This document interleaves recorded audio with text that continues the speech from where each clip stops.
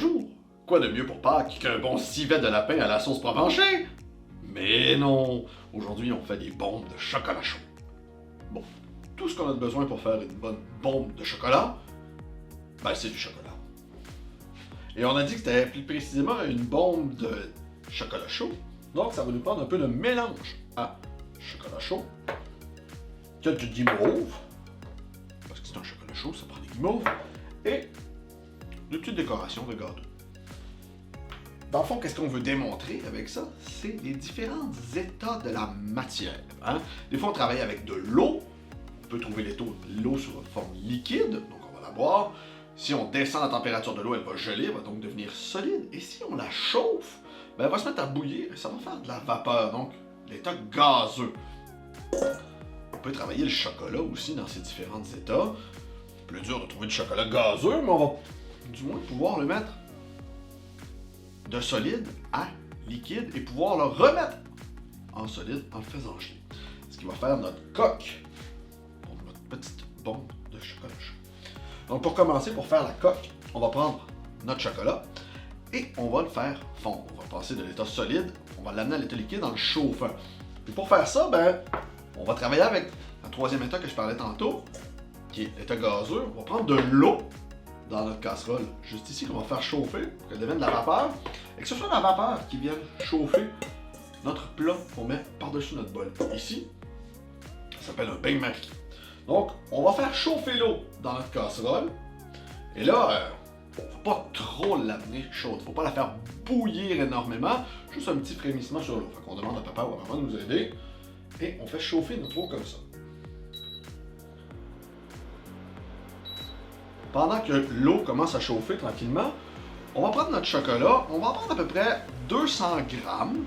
Je ne mettrai pas tout, parce que si on veut un beau chocolat qui est brillant et croquant, il faut faire descendre sa température un peu.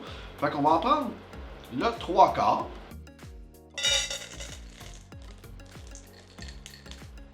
Je m'en garde à peu près un quart comme ça qu'on pourra réutiliser tout à l'heure quand notre chocolat ici sera tout fondu.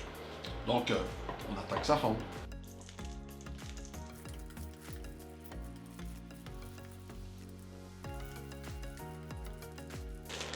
C'est important aussi que notre chocolat cuise. C'est pour ça qu'on veut que ça chauffe, on veut que ça fasse un peu de vapeur.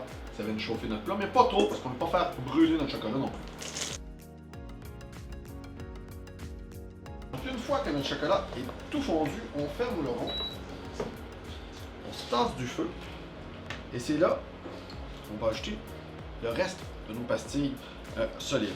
Pourquoi? Parce que là, en ce moment, notre chocolat est trop chaud, il faut le tempérer. Il faut faire baisser un petit peu sa température. Donc, je prends du chocolat froid solide. Je mets à l'intérieur du chocolat trop chaud sous forme liquide. Et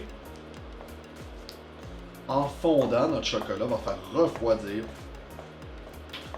notre chocolat liquide.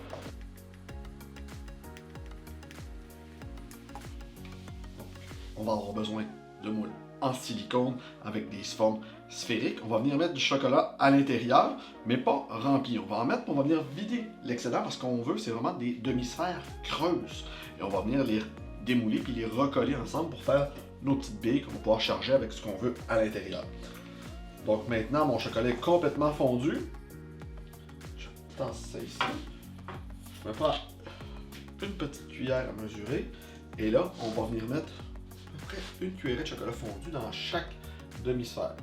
À la maison, si vous avez des moules avec des demi-sphères plus grosses, c'est encore mieux. Les nôtres sont un petit peu petites, mais on est capable de le faire quand même.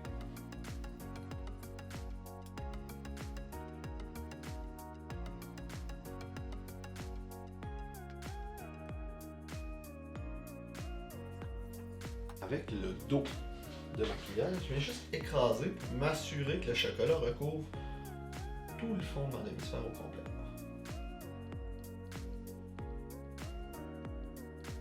Et là, on a trop de chocolat à l'intérieur. Tout ce qu'il reste à faire, c'est de prendre notre moule et de le tourner comme ça. Alors, on fait tomber l'excédent de chocolat pour vraiment avoir des demi-sphères creuses.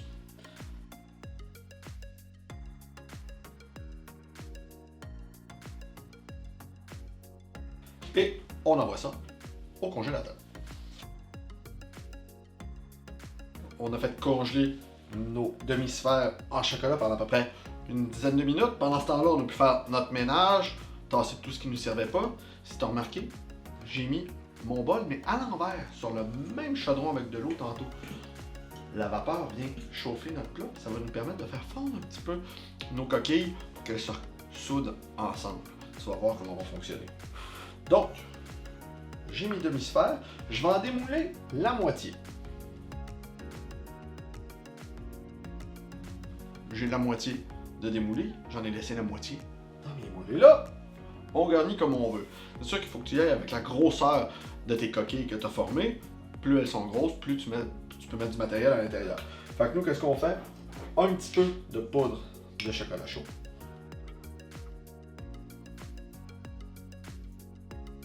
On se met une guimauve par coquille parce que c'est bon.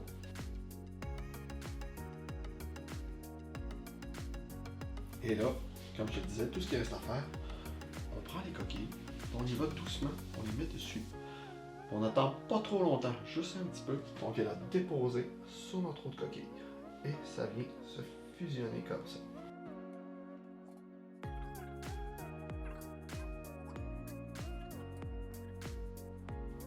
Ah oui! Je vais rajouter des petites décorations aussi.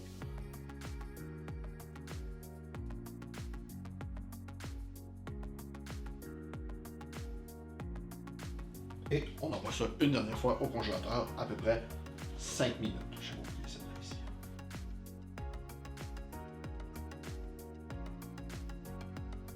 Bon, nos coquilles sont au congélateur pour encore quelques minutes.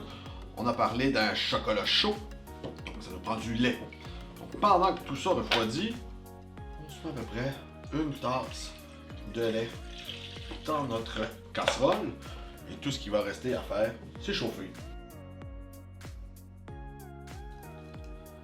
Nos coquilles sont prêtes, notre lait est bouillant. Parfait. Donc on demande à papa ou à maman de nous aider parce que c'est très chaud. On vient mettre notre lait dans notre tasse. Et là, c'est toi qui choisis. T'aimes ça plus sucré? Tu mets plusieurs boules. T'aimes ça juste un petit peu sucré? Une boule. C'est toi qui choisis. Moi, j'aime ça sucré. Fait que j'en mets au moins 3. Et il ne reste plus qu'à tourner. Et on va voir notre chocolat solide repasser à l'état liquide dans le lait chaud et libérer la guimauve. Envoyer le mélange de chocolat chaud dans notre lait. Et on a un très bon breuvage. Et tout ça pour Pâques, chocolat, tout va bien ensemble. À toi d'essayer.